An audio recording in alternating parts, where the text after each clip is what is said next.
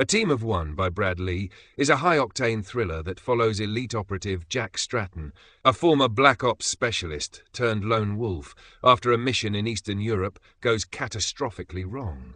His entire team is killed, and he's framed for treason.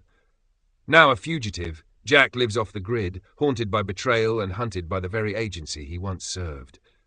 When a cryptic message arrives from a presumed dead teammate, he's thrust back into a deadly conspiracy that stretches to the upper echelons of global intelligence networks. As Jack uncovers layers of deception, he discovers his team was eliminated not by enemy forces, but by a secret faction within his own government, codenamed Orpheus, whose goal is to ignite a new world conflict for profit. The twist? Jack was unknowingly trained from the beginning as a contingency asset, a team of one built to clean up loose ends. But Orpheus underestimated Jack's ability to think for himself. In a final twist, Jack doesn't just expose the conspiracy, he turns the entire system on itself, becoming a ghost that haunts corrupt power structures, one calculated move at a time. Chapter 1. The Blood Trail. The frozen air over the Carpathian Mountains carried the stench of gunpowder and betrayal. Snowflakes drifted down lazily, indifferent to the carnage littering the ridge. Jack Stratton lay motionless in the snow, his breath shallow, heart pounding like war drums in his ears. All around him, the bodies of his team, men and women he trusted with his life, lay broken, burned, or riddled with holes. Captain Reyes, his second-in-command, stared upward with glassy eyes, lips parted as if his final word had frozen in his throat. Sergeant Vaughn's blood painted a crimson arc across the snow, leading back to the smoking wreckage of their evac chopper. The mission had been simple: extract a rogue informant carrying high-value intelligence. Instead, they walked into a killing field. Jack blinked away blood from a head wound as he crawled to rise his body. He reached for the comm unit on his fallen comrade's vest, only to find it disabled, melted through by what looked like precision thermite. This wasn't a guerrilla ambush. This was surgical. Suddenly, a low electronic tone chirped from Jack's earpiece, weak but steady. Target eliminated. Confirm Stratton neutralized. Proceed with Op Renegade Phase 2. The voice was clipped, professional, and most damning of all, American. Jack's stomach turned to ice. They weren't just betrayed, they were sacrificed. He rolled into a shallow depression in the snow as a stealth drone zipped overhead, its cameras scanning the scene. He stayed perfectly still, letting his body temperature drop. The drone passed, none the wiser. Jack didn't breathe again until the sound of its rotors faded. By nightfall, he was miles from the kill zone, bleeding from his shoulder, boots soaked, carrying nothing but a sidearm, a data chip he yanked from Reyes's body cam, and the gnawing knowledge that someone on the inside had ordered this.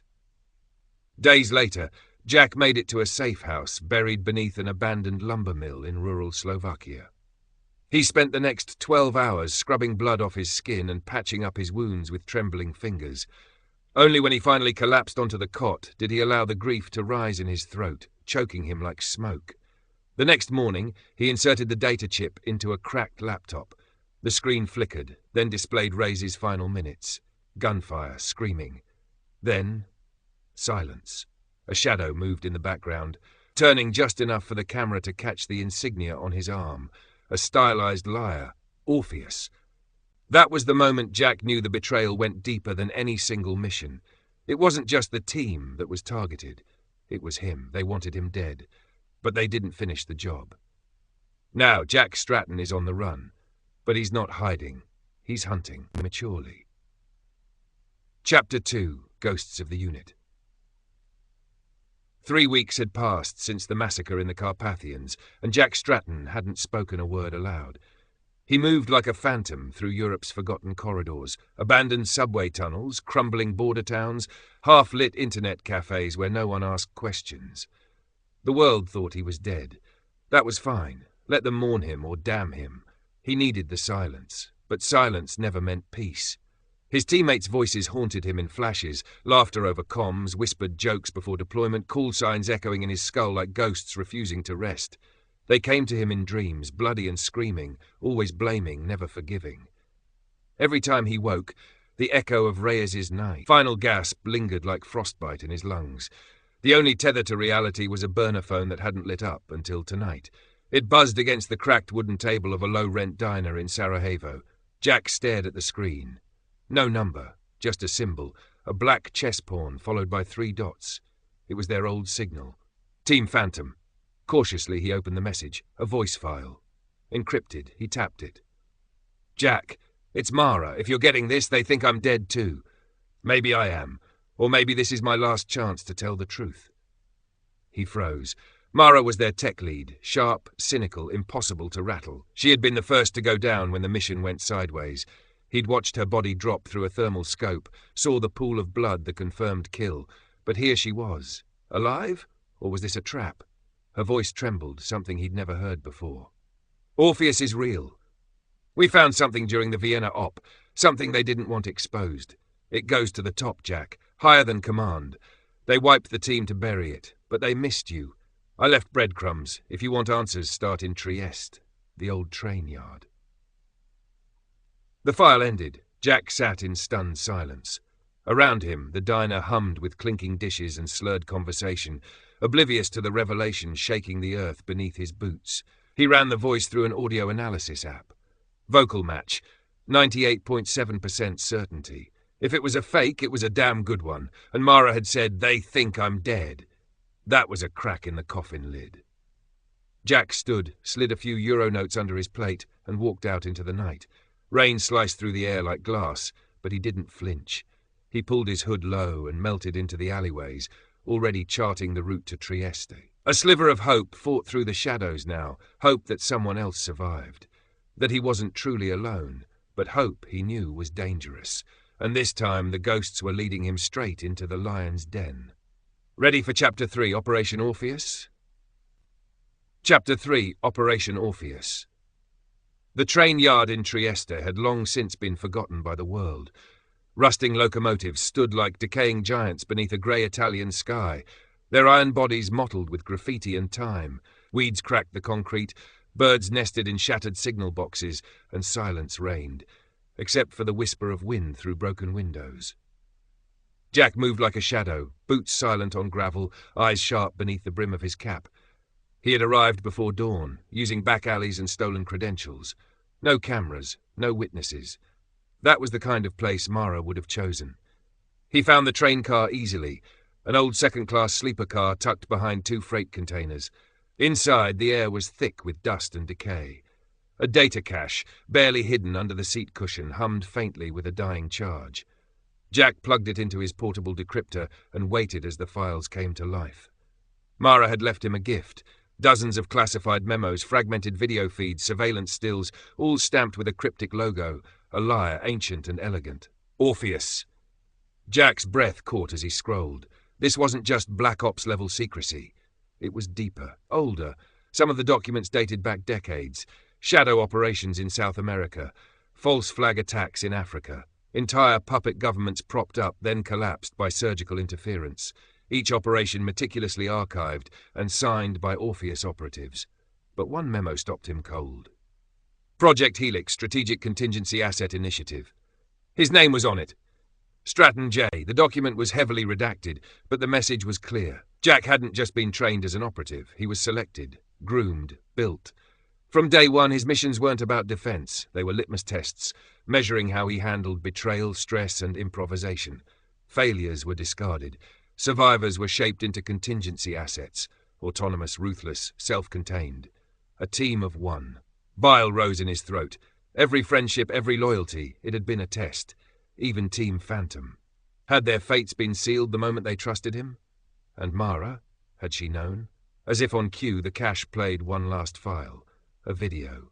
Mara, eyes swollen, face bruised, speaking into the camera in a dim concrete cell.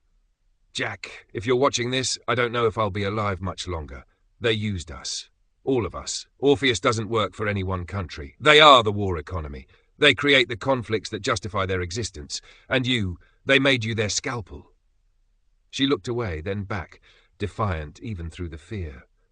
But I made a copy of everything, hidden in the old city, Prague. They're already hunting for it, if they find it first. The video cut out. Outside, a distant train horn moaned, echoing across the empty yard like a dirge. Jack sat motionless, the pieces slowly falling into place. Orpheus hadn't just killed his team, they designed the entire mission as a purge.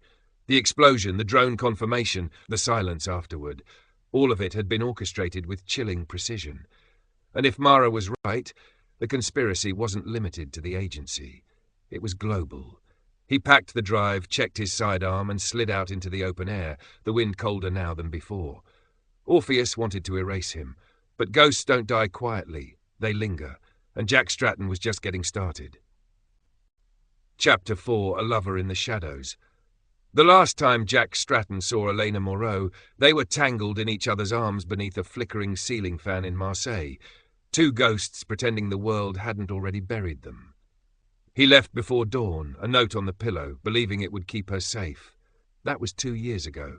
Now she stood before him in the amber haze of a Prague alleyway, wearing the same calm mask she wore during interrogation ops, only her eyes betrayed her. They shimmered, just a little too long, just a little too soft. "You're supposed to be dead," she said, her voice quieter than the rain. "I get that a lot lately." Jack kept his hands visible, his stance open. He wasn't sure what game this was yet, but if Mara had trusted her with the cache's location, Elena wasn't just a loose end. She was a wild card. She looked past him, down the alley. "You shouldn't have come here. They're watching everything. Orpheus doesn't leave unfinished business." Then they've made their first mistake. A flicker of something passed through her. Pride? Pain? Jack couldn't tell. The woman he'd loved had once decoded military-grade encryption in her head faster than most computers. Now she worked in Prague's Ministry of Foreign Affairs, or so her record claimed. But the Orpheus insignia in Mara's files said otherwise. "You work for them," he said. It wasn't a question.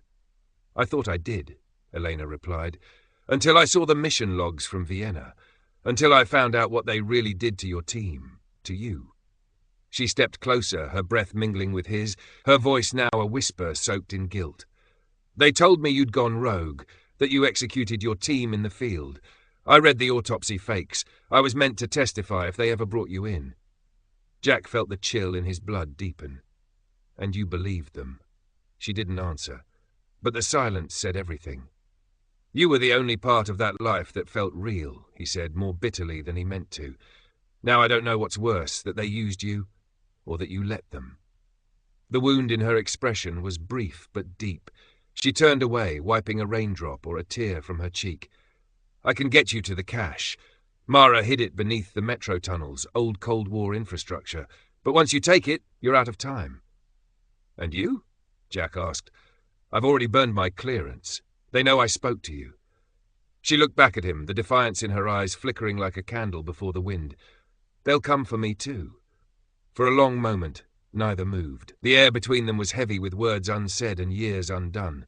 Jack finally reached out, brushing her fingers with his. It was the most dangerous touch he'd made since the Carpathians. "I don't want to lose you again." "You never really had me," she whispered. "Not all of me." Thunder cracked overhead, and she pulled away. "You have 12 hours before they triangulate our location," she said, sliding a slim flash drive into his coat pocket.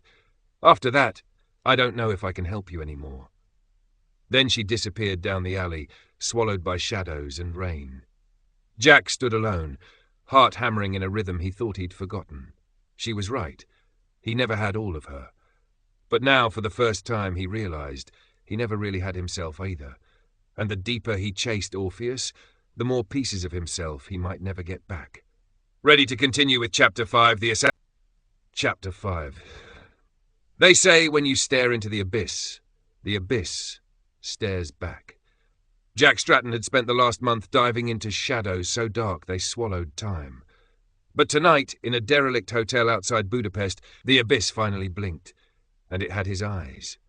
The ambush came fast, too fast. He'd barely broken the encryption on Mara's flash drive when the door exploded inward. Smoke grenades, flashbangs, precision entries. Jack moved on instinct, rolling to cover behind a collapsed dresser, returning fire with controlled bursts. 2 agents dropped. A third screamed something in Russian before going silent.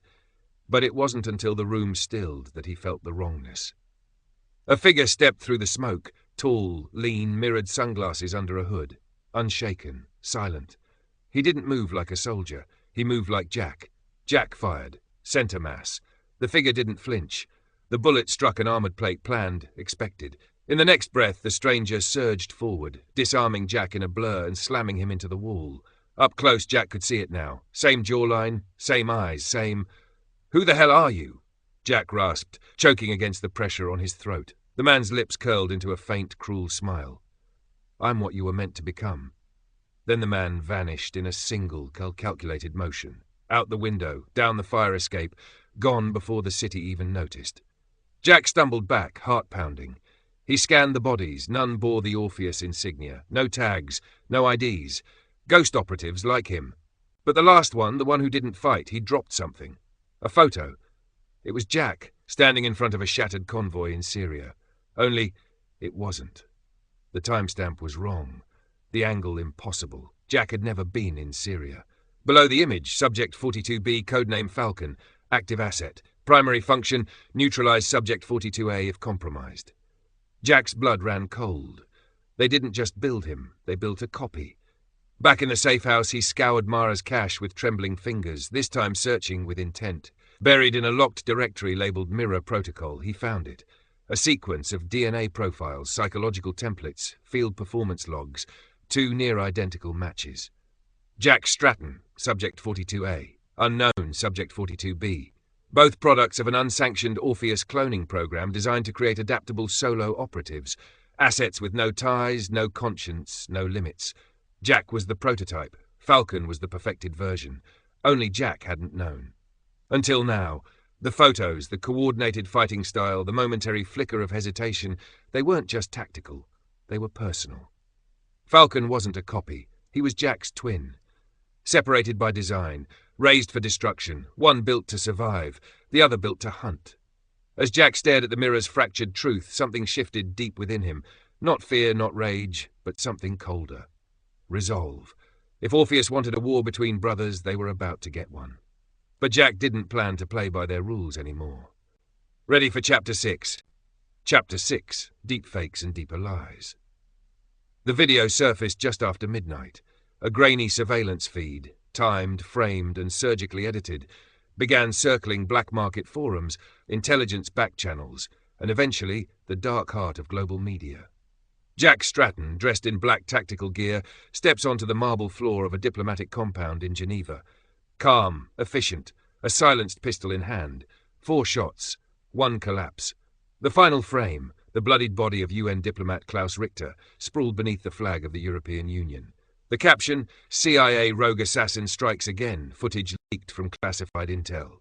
Jack stared at the clip, his breath stuck between a curse and a scream. Every detail, the angle of his body, the slight tilt of his head, even the cold flicker in his eyes, was perfect. Too perfect. He hadn't been within 500 miles of Geneva, but this wasn't a fabrication made in haste. This was a digital masterpiece, layered with deep fake tech and AI-generated interpolations. Someone had mapped his likeness with surgical intent. Elena confirmed it from her end within hours. "It's not just a smear campaign," she told him through a scrambled line. "It's a kill order. Public opinion is the bullet, and it's already chambered. You're officially a global terrorist now. No trial, no extraction, just execution on sight." Jack felt the noose tighten. He had gone from a ghost in the machine to a digital monster the world now feared. Governments pulled strings. Agencies denied involvement. Whispers of Orpheus echoed behind closed doors but never saw the light of a microphone. And it was working. The allies Jack had left in quiet corners, disillusioned handlers, rogue analysts, off-the-books operatives, began going dark. One by one, their lines stopped responding. And those who did answer, "Can't help you, Jack. You're radioactive now." But one message slipped through. A secure packet. No sender, just coordinates and a phrase, "You are not the only fake." The location, Zurich. Inside a locked vault beneath a decommissioned bank, Jack uncovered what Orpheus had hidden for years. Project Doppelganger. Footage, voice prints, behavioral studies, a full databank of personalities used to create operational doubles of various agents. He found files on himself and Falcon, each version refined from the last, each deception more polished. There were dozens of Jack Strattons in their archives, mock-ups, simulations, trial runs.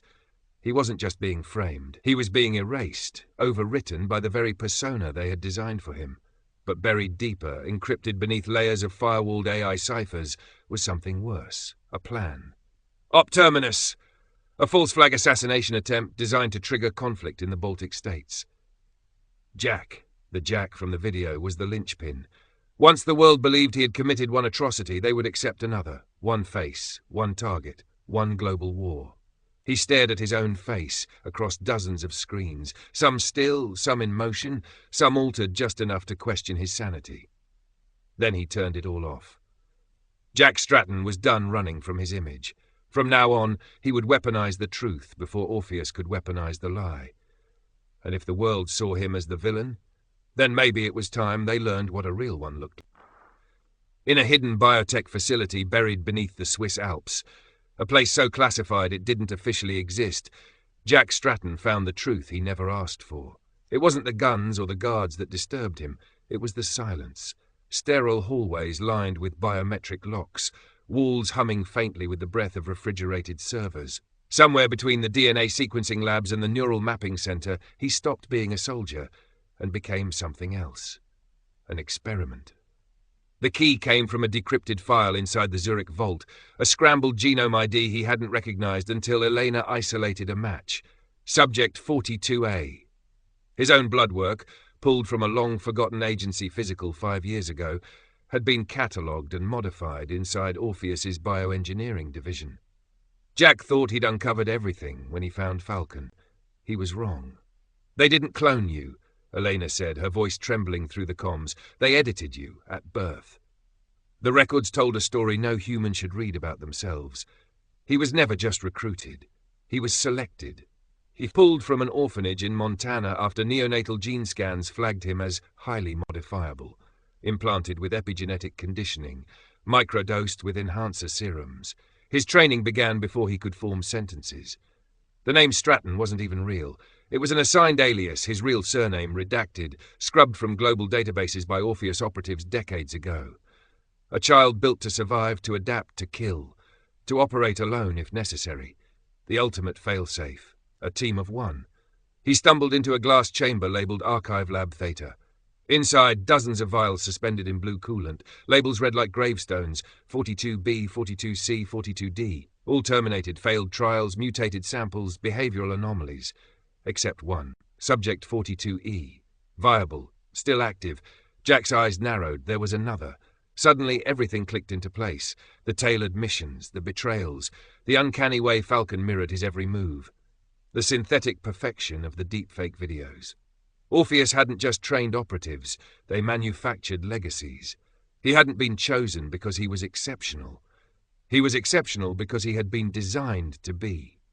Jack stared at his reflection in the polished steel surface of the cryocore, his own eyes staring back, hollow, unsure. For the first time in his life, he didn't know where the man ended and the mission began. He thought of Mara, of Reyes, of Elena, of all the people who had trusted him, who had died because of him, or because of what he was meant to become. He wasn't just betrayed. He was the betrayal. A sudden alarm blared, unauthorized access detected. He had minutes before Orpheus response teams arrived, but he didn't run. Instead, he uploaded the entire data dump into a dark node connected to Mara's original server network. If Orpheus wanted to hide him in a file, he'd make damn sure the whole world read it. And as the facility lights dimmed in preparation for lockdown, Jack whispered to no one, "You made me your weapon. Now you get to see what I can do when I'm aimed at you." Chapter 8. The Puppet Masters. The masquerade gala in Prague's historic Strahov monastery glowed with gold, silk, and the sound of strings, music too elegant to belong to anything as grotesque as war. But Jack Stratton moved through the crowd like a ghost among kings. High-ranking diplomats, defense contractors, shadow financiers, all sipping champagne under vaulted ceilings, masked in hand-carved Venetian porcelain. The room wasn't just luxurious. It was untouchable. Surveillance was scrambled, guards were dressed like servers. Everyone smiled, but no one blinked. This wasn't a celebration, it was a summit. And Jack knew exactly who had convened it. Orpheus. From the files he leaked in Zurich, he'd pieced together the pattern. Orpheus wasn't a splinter cell or a rogue unit, it was a syndicate, woven into the fabric of international governance. Comprised of billionaires, rogue intelligence veterans, and neutral policymakers, Orpheus operated above borders. It created crises, then monetized the solutions. Oil spikes, regional coups, proxy wars, reconstruction contracts. Every global disaster had a price tag, and Orpheus held the receipt. They weren't just observers of chaos, they were its authors. Jack spotted the power brokers easily. A Russian oil magnate toasting a US senator, a former NATO general exchanging data drives with a Chinese cyber war strategist. They didn't care about ideology. Their loyalty was to entropy as long as they could profit from it. But the real shock came when the master of ceremonies stepped onto the stage. Tall, silver-haired, impeccably dressed, Elena's father. General Adrian Moreau. He had died in a drone strike 15 years ago, or so everyone believed. Jack's mind reeled as he recognized the man who had once shaken hands with presidents, now bowing before an audience of manipulators like a maestro before an orchestra of wolves. Brothers and sisters, General Moreau said with a disarming smile, the world remains confused, divided, ripe. And with Subject 42 compromised, we pivot. Operation Final Chord begins tonight. Jack's heart hammered. He pulled back into the shadows, tapping into the ballroom's private feed. Elena was there in the crowd, eyes wide, frozen. She hadn't known. Her face said everything. He faked his death to build this. Then a server passed close. Jack slipped him a decoy keycard and lifted the real one, clean and untraceable. Minutes later he was in the monastery's lower chambers. Behind an altar door lay the true core of Orpheus. Holographic maps blinked with live warzone analytics. Offshore accounts ticked in real time.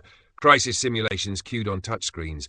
The board of directors above saw the world not as nations, but as assets. Their ledger was global instability, and at the top, a vault labelled Athena. Jack accessed it with Moreau's biometric data, stolen weeks ago in Berlin. Inside, contingency blueprints, operatives. New clones under development, even an AI model designed to replace strategic human oversight, removing empathy entirely from command decisions. That's when Jack knew. This wasn't about control. This was about replacing accountability with code. He uploaded a worm into Athena's system, a digital virus Mara had built before her disappearance. It wouldn't expose everything, yet, but it would start bleeding intel impulses, enough to cause fractures, paranoia, civil war within the cabal. Then he slipped back into the gala just in time to see General Moreau smiling for a press photo, his mask off, believing he was invincible. Jack met Elena's eyes across the room. She knew now. About her father. About the lie.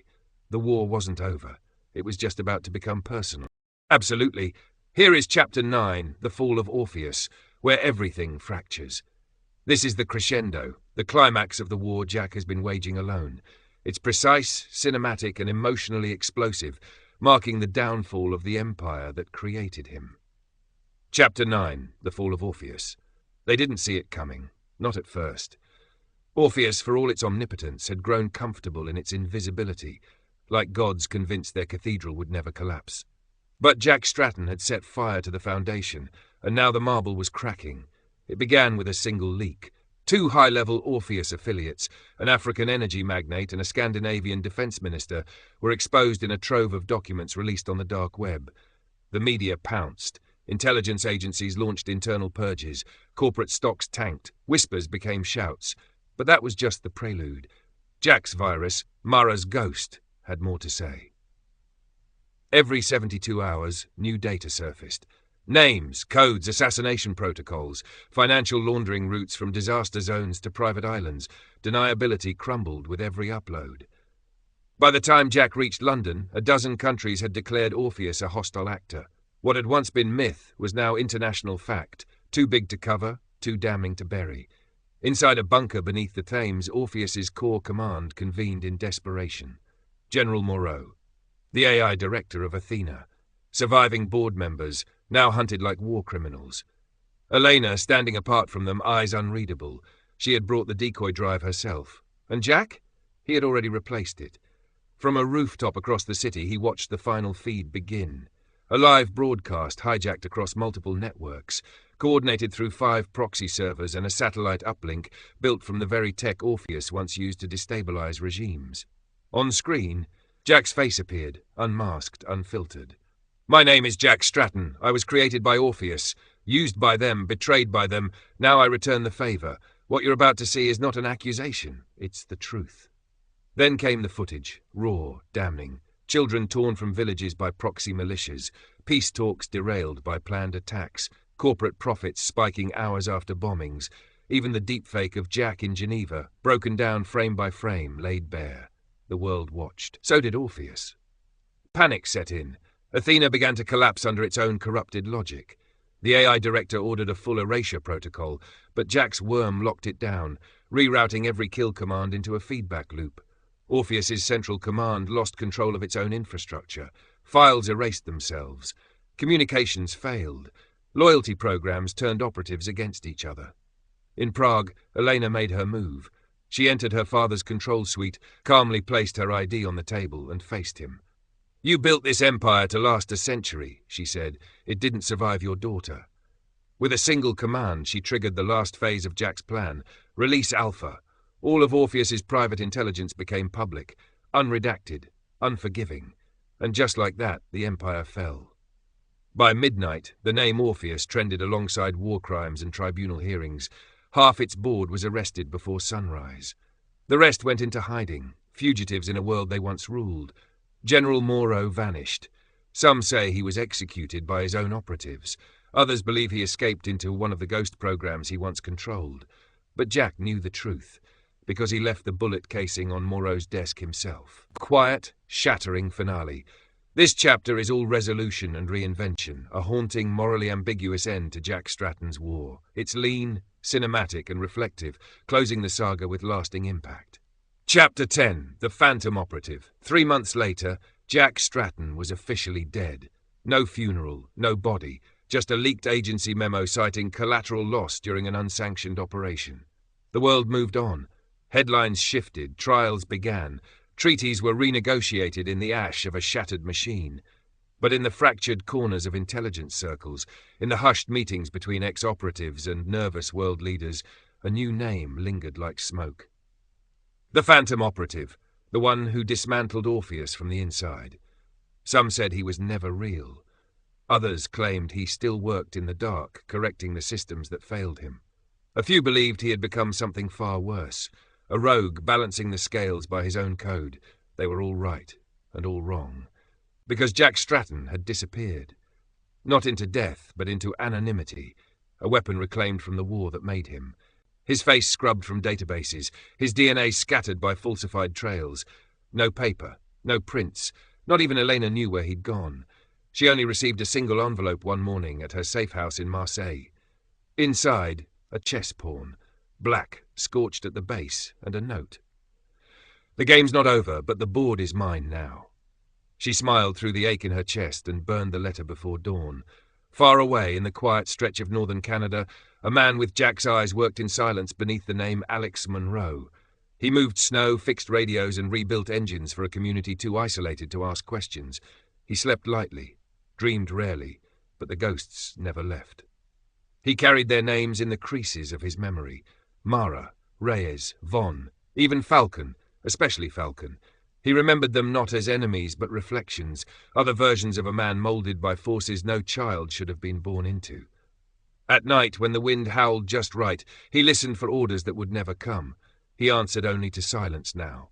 But if the world broke again, if the machine rebuilt itself with a different name, he would be there. Not as a soldier, not as a man, but as the thing they failed to kill. A team of one. The Phantom